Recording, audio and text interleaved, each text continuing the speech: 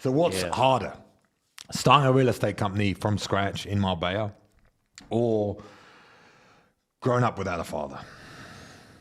I mean, We're getting deep. I love that. I love that rhetorical question, if you will. I think, and everybody that grew up without a dad can relate. I think that's the hardest thing, to grow up in a single mother household. At the same time, I think it's the greatest privilege, because from that comes a lot of strength and responsibility.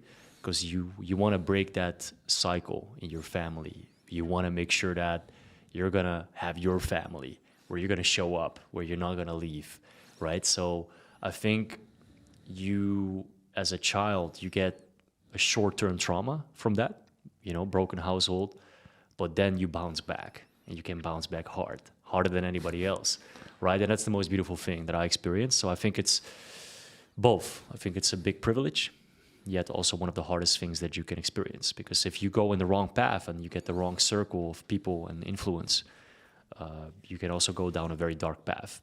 And that's something that you, and which I respect you for, and myself are really addressing to avoid that for a lot of youngsters. And some of my friends, they went down that road. So I think yourself and others and me being here are an example of what you can do and what you can accomplish without any examples per se.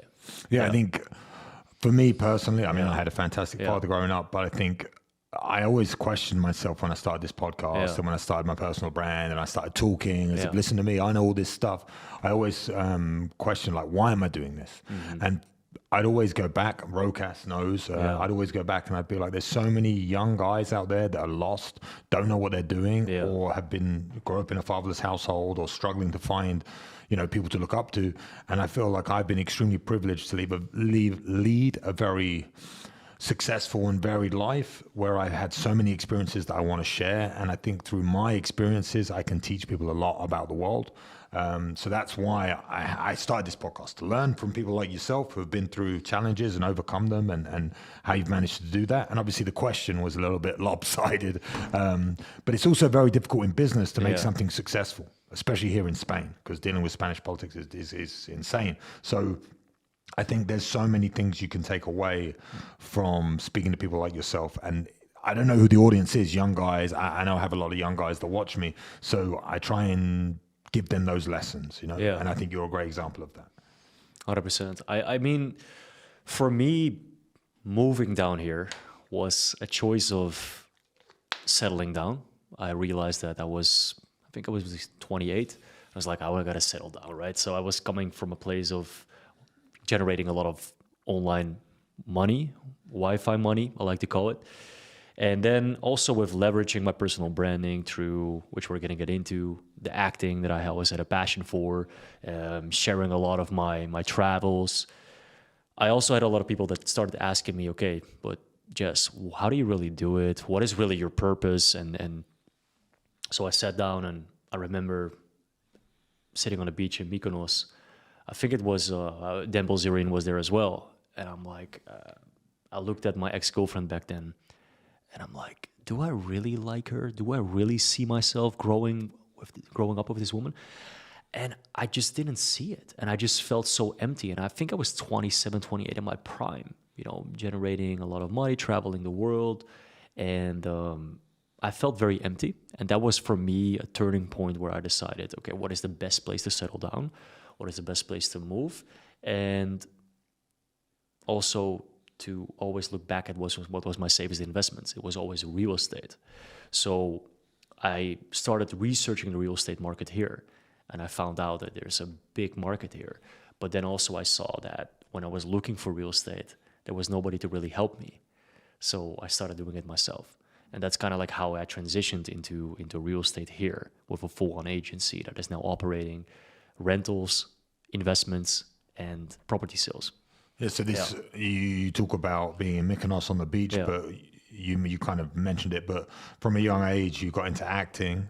Yeah. And then with that acting career, it took you to the States, right? So you just to talk about your background before we get into the real estate company that you've made successful here, is you were in a single mother household, and you from what I know, that's why I really want to learn more about you. But you kind of rebelled a little bit, or left the house and went in and joined the army, right? Correct. Yeah.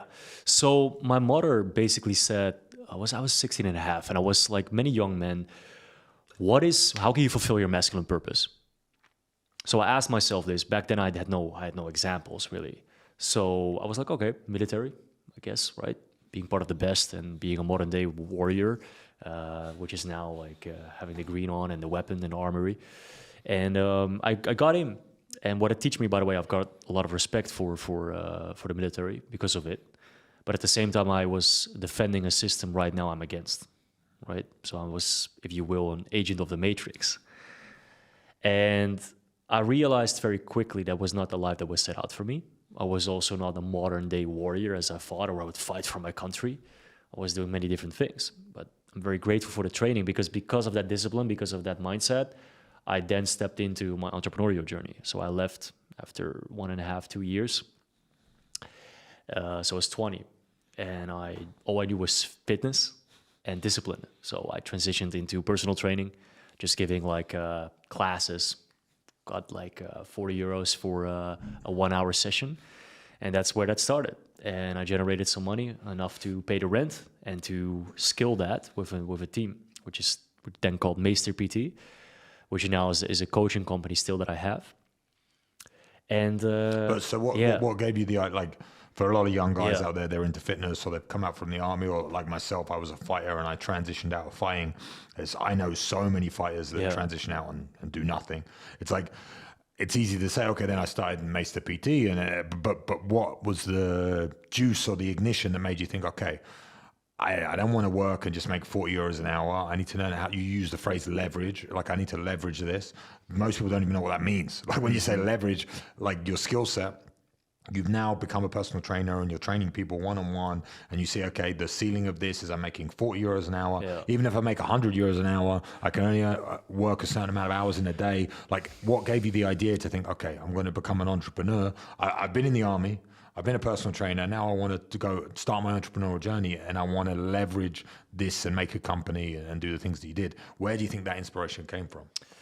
That's a really good question. I think it started just being in there, being in the system, and feeling that there was more, so much more. And I also saw a vision of my life that was going to stay. And that vision made me very sad.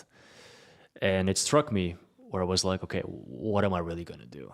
Because the safe and secure thing to do is to stay or to have a job. And so by no means was I just transitioning easily into something else. It was just that, like, I asked myself, okay, what do I know? Discipline and training. There was nothing else that I knew. So how can I help people? Training them. So it was an easy transition in that way. What was not easy is to kind of like not know where I was heading. So I was literally on survival mode, right? Not being able to pay rent and kind of like figuring shit out at 20. And then because of the clientele that you were generating and the feedback of like, hey, thank you, you know, and people needed. I was not a nice guy. I was like a bad motherfucker.